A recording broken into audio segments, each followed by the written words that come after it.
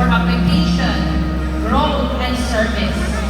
My heartfelt congratulations to the CSU Cabanbaran Campus Class of 2026.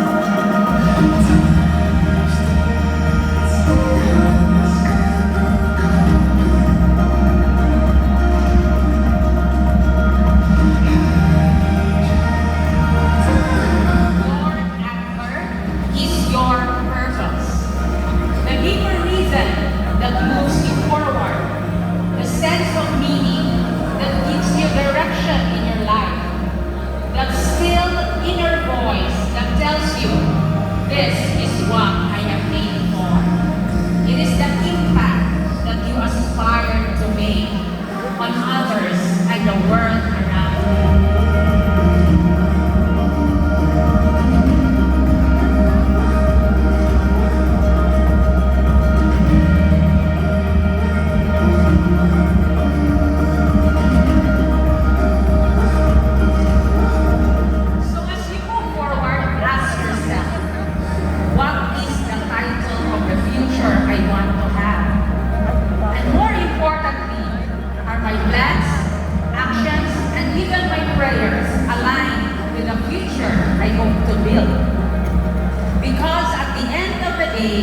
The future is not determined by chance.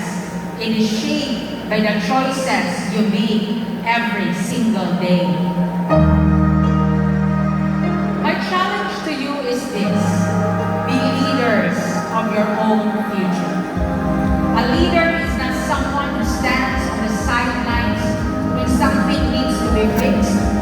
A leader is not someone who becomes complacent with the present when you know that there is still so much more that can be improved.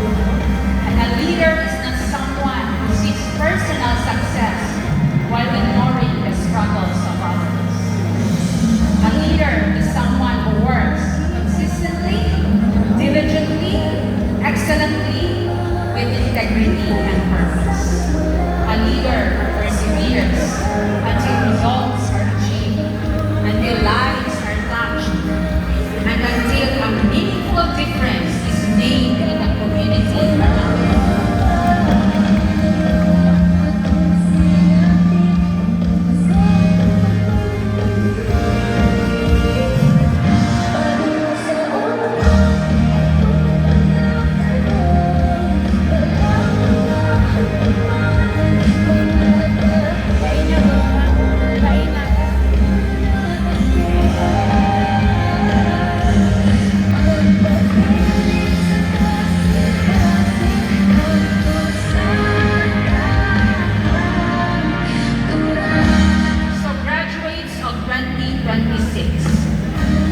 Of your future. And when individuals lead their futures with purpose, entire communities benefit. This brings us to the final and perhaps most important part of your theme: empowering communities.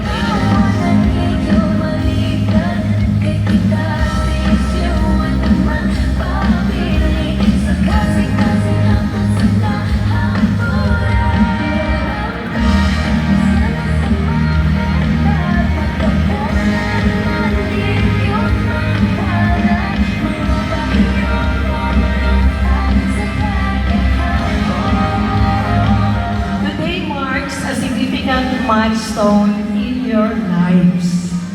Years of hard work, determination, sacrifices, and unwavering faith have finally brought you to this moment.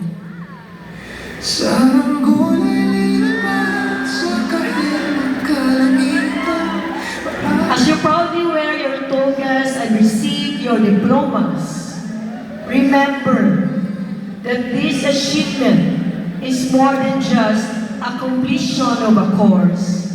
It is a testament to your resilience and commitment to your dreams.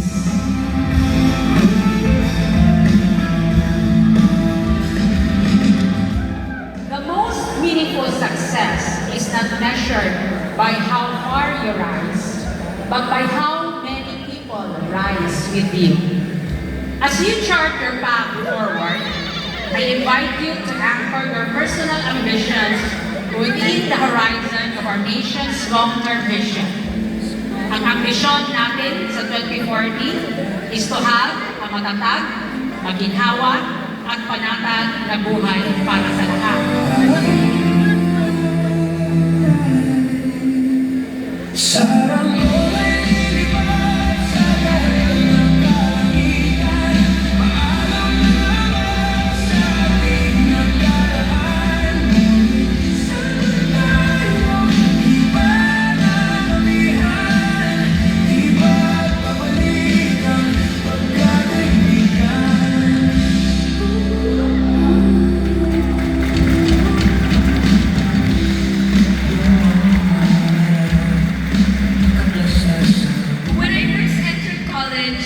I only had dreams, and one of that is to graduate with honors.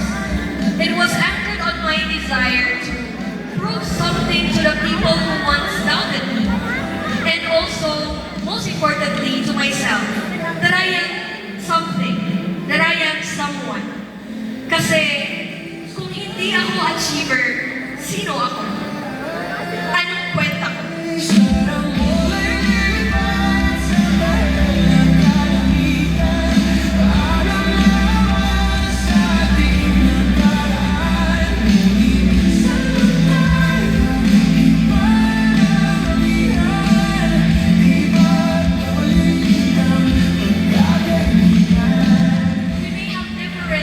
Stories to tell, held different pains, cried over different things, but one thing is constant, and that is God's unconditional love. It was Him who carried us throughout it all and made all this possible.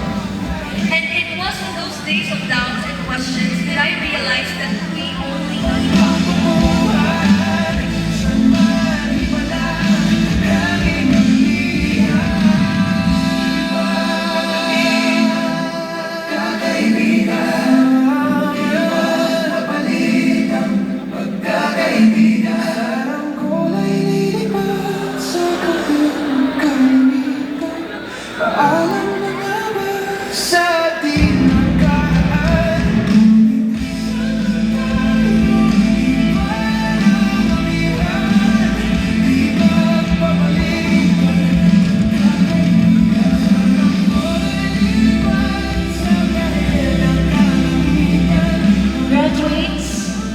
The world you're about to enter is filled with opportunities, but it is also filled with challenges. There will be moments of uncertainty, setbacks, and disappointments.